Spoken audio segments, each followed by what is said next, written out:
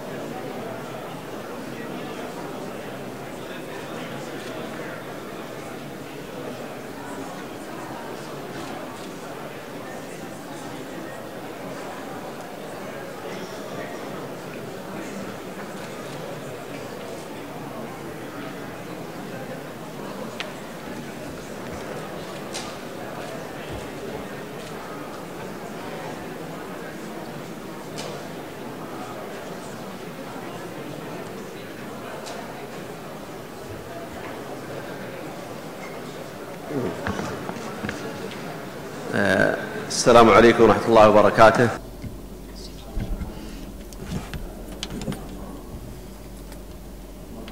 مجددا في هذه الجلسة الختامية لأعمال المؤتمر الدولي حول الآليات الوطنية والإقليمية. Of the national, regional, and international mechanisms to combat impunity and ensure accountability under international law conference. In truth, it is not a closing session. It is rather a true beginning for a path in order to determine sovereignty of law and to stop impunity. And it is a path towards hope, to finding practical solutions to compensate and to compensate victims. Distinguished guests, the world today, including the victims of violations, are looking forward to the outcomes of our conference and its recommendations, and they are looking keenly to the mechanism with regards to the mechanism of implementation of these recommendations. In this context, I give the floor to Mr. Anis Anani from the OHCHR to read out the closing remarks and conclusions of our conference. Mr. Anani, please take the floor.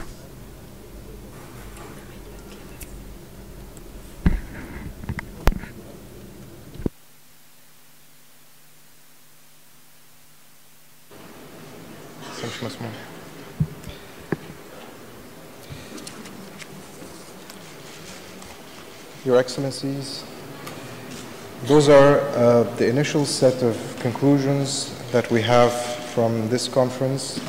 As I said, there are an initial set of recommendations that we will be developing further. So this conference has brought together more than 200 governmental and non-governmental organizations and international experts. The conference aimed at discussing national, regional, and international mechanisms to combat impunity for gross violations of human rights law and serious violations of international humanitarian law, and to ensure accountability. Towards this end, the participants took stock of the relevant international law principles, in particular the basic principles of guidelines on the right to a remedy and reparation for victims of gross violations of international human rights law and serious violations of international humanitarian law. The participants emphasized that the duty of every state under international law to secure and respect for human rights requires taking effective measures to combat impunity. They reiterated that states should incorporate norms of international human rights law and international humanitarian law into their domestic law, or otherwise implement them in their domestic legal system, adopt appropriate and effective legislative and administrative procedures, and other appropriate measures that provide fair, effective, and prompt access to justice.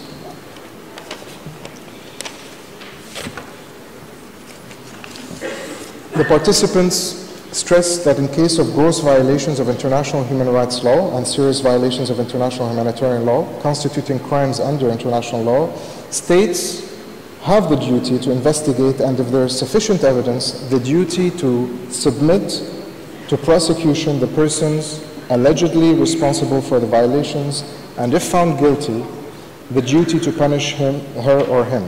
Remedies for such violations include the victim's rights to equal and effective access to justice, adequate, effective, and prompt reparation for harm suffered, as well as access to relevant information concerning violations and reparation mechanisms. The participants discussed how these principles are being applied in practice by sharing experiences of international, regional, and national mechanisms, including the role of national human rights institutions, in advancing these principles and in enhancing accountability. The participants emphasized that achieving accountability and ending impunity must be a priority for the international community. As accountability is closely linked to sustainable peace and development, it should not be sacrificed during peace negotiations by focusing on development only, since this leads to impunity, which in turn fuels grievances, leads to reoccurrence of violations and crimes, and possibly a renewal of conflict. Conflict-related violence against women oftentimes is rooted in pre-existing systematic discrimination. Women are disproportionately affected by the breakdown in infrastructure and services during armed conflict. They continue being victimized after peace agreements are signed, and women victims are stigmatized long after armed conflicts end. So I'm going to go to the specific set of recommendations by actor. So throughout the conference, the participants made the following recommendations to our various stakeholders. States should join the Rome Statute system and accede to all human rights treaties, including the International Covenant on Civil and Political Rights, as well as its first optional protocol on individual communications. They should incorporate the Rome Statute crimes into their domestic laws and establish absolute jurisdiction for international crimes, irrespective of whether the suspect is in custody or in the territory of the state. States should encourage coalitions of like-minded states and civil society organizations to enhance the debate in the General Assembly on accountability. Enhance political accountability by advocating for an end to arms sales, in particular in conflict contexts. Support and protected from political pressure. Establish a research center in the MENA region, allowing for exchange of experiences and lessons learned in promoting accountability, bringing the knowledge available within OHCHR and of international experts to shape practical and technical recommendations. Develop a list of national remedies available to victims and ensure public dissemination, including to other states, to promote international cooperation. Ensure transparency and access to information and create space for community media to support access to information. Organize events at the regional, national, and international levels for victims to tell their stories and raise public awareness. Empower victims to access and participate in the truth, justice, and reconciliation process. Provide support to victims to access justice and remedies in a language they understand, including in local languages of the country of origin. Promote access to information through restorative justice in setting up agreed-upon truth and reconciliation commissions. Learn from traditional justice, which is restorative and collective, and adapt to local conditions with the participation of all stakeholders. Ensure support to victims regardless of their affiliations. Ensure that the creation and sustainability of investigative mechanisms are less dependent on member states' political interests. Create archives to preserve information and evidence. Eliminate obstacles in civil claims related to human rights violations and international crimes, including with regard to statutes of limitation, state immunity. Support victims' organizations and advocates and include human rights activists in proceedings. Recommendations for civil society. Advocate in the multilateral context for international crimes to be discussed in order for concerted pressure to be exercised on states beyond the confines of realpolitik. Raise awareness among states of the need for compensation to victims beyond criminal justice. Invest a considerable percentage of transitional justice efforts geared towards funding victims' organizations and providing these victims with direct assistance. Recommendations to national, international, and regional mechanisms. Ensure a victim-centered approach to investigation and prosecuting international crimes and focus on redress and reparations, including through assistance. Work towards the establishment of an international observatory that would focus on prevention, accountability, and combating impunity, notably through advice, support to intergovernmental and non-governmental organizations. Explore the possibility of establishing a working group to collect good practices and submit an assessment on existing national, regional, and international mechanisms to combat impunity and ensure accountability. Uphold that the victims' rights to remedies places emphasis on the agency of victims, including by giving victims access to information as to their rights and available mechanisms, establishing the needs of victims through consultations, seeking consent of the victims at different stages, ensuring victim participation in accountability mechanisms, assuring the protection and safety of victims, and compensating victims or their families. Ensure that women and minority groups participate in public consultations aimed at developing, implementing, and assessing reparation programs. Instead of the term victims, use alternative terms such as survivors, which empower them and give them a voice. Ensure that the approach to reparations is multidisciplinary and has a multi-generational dimension that recognizes transgenerational victims. Compensation should be effective, easily accessible, and proportional. Enhance and strengthen the mandate of the Special Rapporteur on the promotion of truth, justice, reparation, and guarantees of non-recurrence in order to create an open forum for victims to express their views. Identify victims of core international crimes and the harm they have suffered with a view of offering assistance, moral and material reparation, irrespective of criminal proceedings.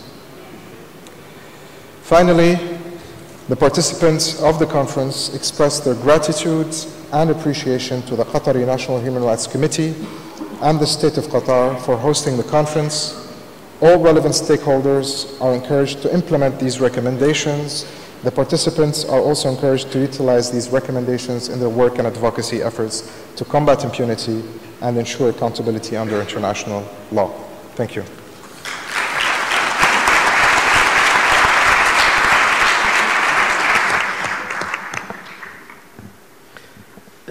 أشكر السيد أنيس عناني على عرض. Thank you, Mr. Anani, for reading the recommendations of the conference. The NHRC and its partners will be working in the near future on implementing this recommendation in order to achieve the goals and visions of this conference. And now I give the floor to Mr. Antonio Banzeri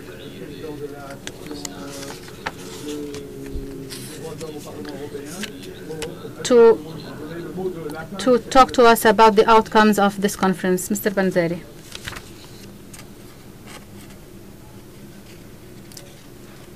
Grazie. Credo che possiamo dire che è stata una buona conferenza perché abbiamo indicato la strada sulla quale perseguire gli obiettivi per la lotta all'impunità e soprattutto per la creazione di un quadro internazionale più forte e più stabile. C'è un passaggio nella risoluzione finale che considero molto positivo ed è in qualche modo una richiesta che facciamo di andare oltre la cosiddetta realpolitik e affrontare i nodi, le sfide che abbiamo dinanzi con una maggiore severità di giudizio proprio per raggiungere gli obiettivi. E credo che le cose che sono state indicate debbano essere sostanzialmente un impegno da parte di tutti noi, perché quelle indicazioni possono essere seguite dai diversi soggetti, dalle diverse istituzioni, per primo ovviamente anche dall'attività che il Parlamento europeo dovrà svolgere in questa direzione. Quindi considero molto positiva questa conferenza, ringrazio il Paese che ci ospita, il Qatar, ringrazio il dottor Ali col quale abbiamo avviato una stretta collaborazione proprio in questa direzione. Assumiamo quindi questo impegno, queste indicazioni. Trovo importante anche che si sia identificata la necessità di avere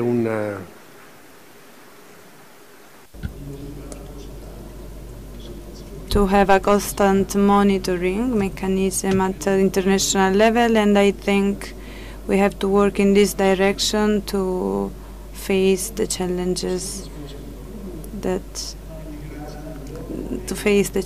So thank you everyone again. I'm happy of this recommendation, and thank you.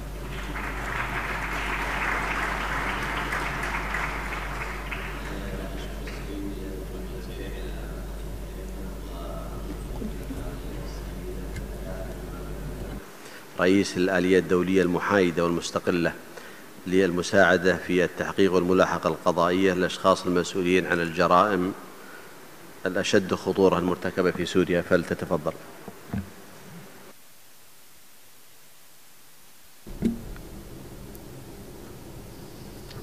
Thank you, Mr. Chair. I would like once again to really thank the Human Rights Committee of Qatar and Qatar for inviting us to this very interesting conference. I think we had the opportunity both in the plenary but also this morning in the groups and I speak for the group I participated in, having this extraordinary opportunity to exchange with a number of stakeholders relevant to this discussion about access to justice and the rights of victims, survivors. Even more than the recommendations themselves, we had an opportunity to look at these issues of access to justice and the right of victims with the breadth of perspective that need to be taken into account when one wants to tackle this issue. We heard a lot this morning that patience is needed, that justice is taking time, often too long, but that when it is in March, it's actually an objective that is achievable. We also heard that it's not enough to claim or to announce that victims will be at the center of access to justice and accountability. It takes effort, it takes resilience to actually achieve that. But what I heard during those 2 days is giving me a lot of hope that a lot has been achieved already, and if there are impunity gaps that remain, we can all together close those gaps and make access to justice a reality. Thank you. See, in truth, we've spent two important days. We've tackled a very complex issue, but I believe that we were able to come out with certain outcomes and recommendations. And perhaps if all of us take them into consideration and we worked on their implementation, we will be able to overcome many obstacles. I know that the path towards combating impunity and ensuring accountability is a long path, especially in our region that is facing a very harsh crisis. But I think the journey begins with a step, and we began with a very important step in this conference. I would like to thank all the participants in this conference on behalf of OHCHR and with our stakeholders, European parliaments, and all the partners. Thank you, Dr. Ali. Thank you, Mrs. Mona. I now give the floor to His Excellency Carlos Negrete Mosquera, President of the Global Alliance of National Human Rights Institutions.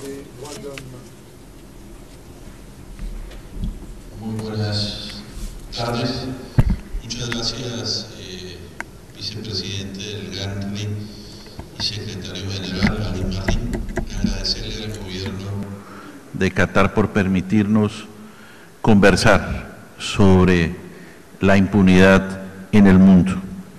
Nosotros, en compañía de Ali Marri,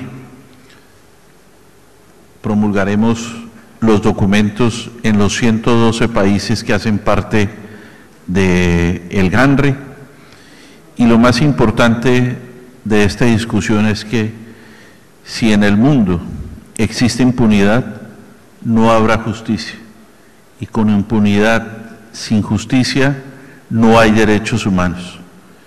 Y si no hay derechos humanos, no podremos subsistir en estos sistemas democráticos. De modo que el reto de haber trabajado con ustedes estos 2 días, de habernos relacionado, de habernos conversado sobre la impunidad, nos tiene que llevar a cada uno de nosotros a trabajar por la justicia y para liderar procesos para las víctimas en nuestros países y en el mundo. Muchas gracias.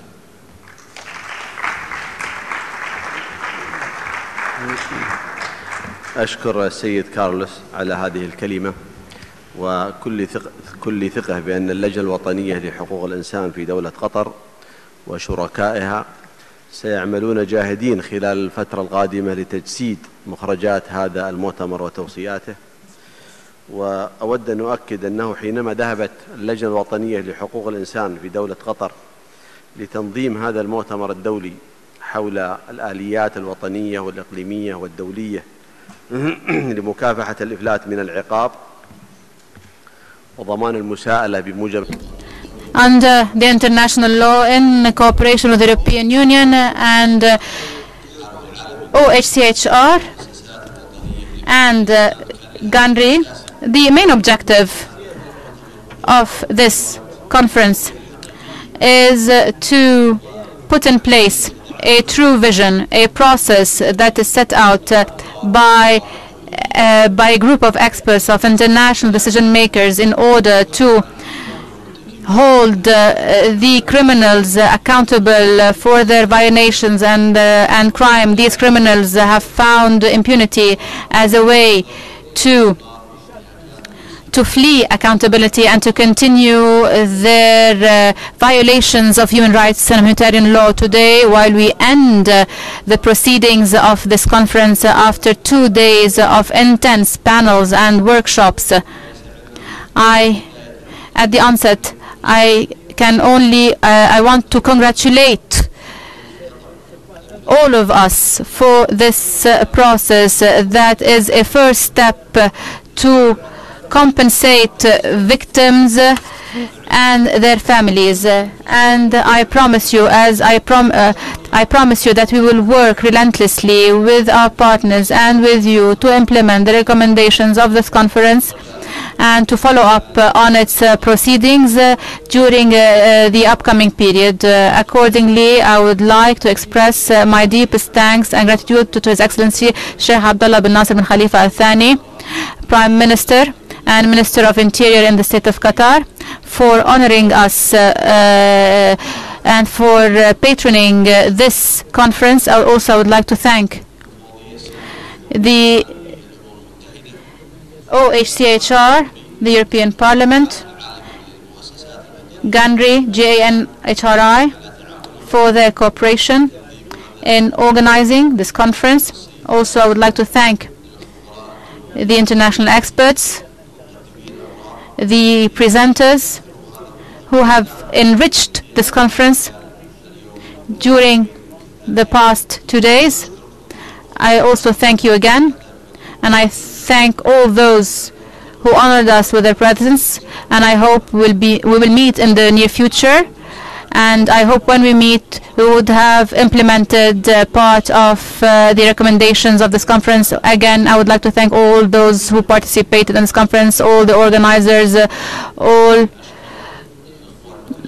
the interpreters as well. I would like to thank the interpreters who have worked with us during these 2 days.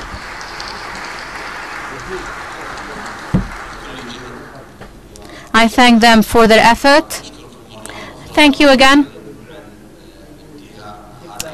By that, I adjourn this conference, but I announce that it is a new chapter towards implementing the recommendations of our conference. Thank you.